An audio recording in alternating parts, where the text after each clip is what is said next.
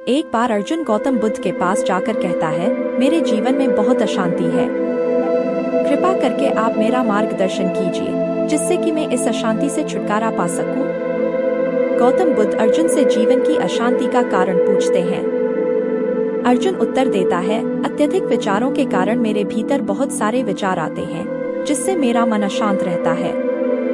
बुद्ध मुस्कुराते हुए कहते हैं, ऊपर आकाश की ओर देखो और बताओ कि तुम्हें सूर्य दिख रहा है। अर्जुन ऊपर देखता है और कहता है, धूप दिख रही है।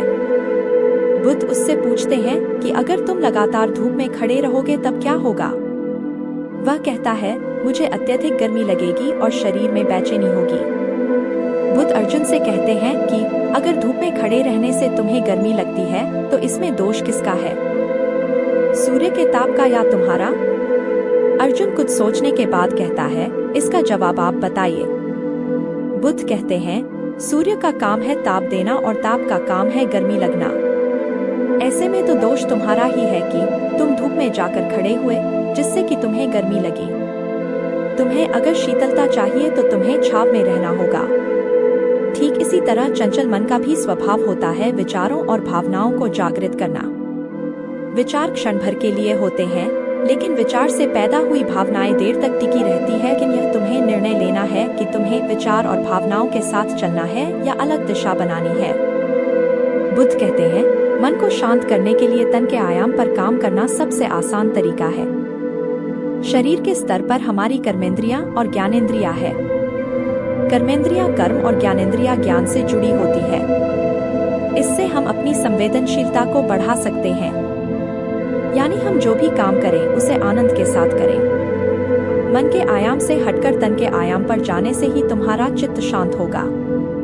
ऐसा करने से तुम मन के आयाम से हटकर शरीर के आयाम पर आ जाओगे, ठीक उसी तरह जैसे तुम धूप से हटकर छाव में आ सकते थे। मन के आयाम से हटने पर तुम्हारी जागरूकता तन पर आ जाएगी। जब तुम तन के आयाम पर काम करोगे तब तुम्हारा चित्त शांत होगा।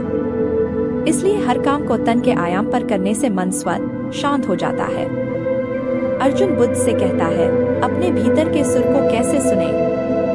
बुद्ध कहते हैं, किसी शांत स्थान पर रहकर जहां शांति हो तब अपनी आंखें बंद करो और मन के भीतर चल रहे शोर से हटकर भीतर के सुर को सुनने की कोशिश करो। सुर निरंतर चलता रहता है, लेकिन बाहर के शोर के कारण तुम अपने मन के भीतर चल रहे सुर को नहीं सुन पाते हो। जब तुम अपने दोनों कानों को अपने हाथों से बंद कर दोगे, तभी मन के सुर को सुन पाओगे। इस तरह तुम मन की अशांति से दूर हो जाओगे और तुम्हारा मन शांत हो जाएगा।